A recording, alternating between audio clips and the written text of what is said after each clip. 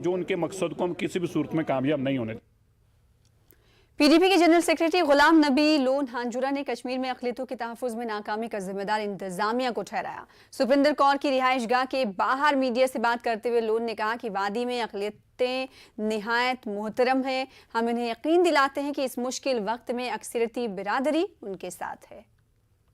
बात है कि डर तो है, उसमें कोई शक नहीं है। जो कम्युनिटीज़ यहाँ पे रह रही है हमारी, जो माइनॉरिटी में है, उनको डर तो है, क्योंकि ये मुझे लगता है 90 के बाद से ये आज जो हो रहा है ये बिल्कुल 90 की सूरत हाल इस वक्त।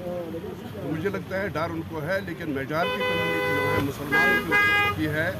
हम उनको आश्वासन ये देना चाहते हैं कि हम आपके साथ हैं। हम जो यहाँ पे ये कम्युनिटीज़ हैं, चाहे सिख हैं चाहे हिंदू हैं, हम उनके साथ हैं। हम ये चाहते हैं कि ये किलिंग्स जो इसमें मुलव्वस है।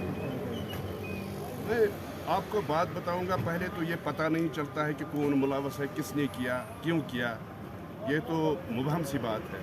लेकिन जो भी मुलव्वस है उनको तो सज़ा मिलनी चाहिए।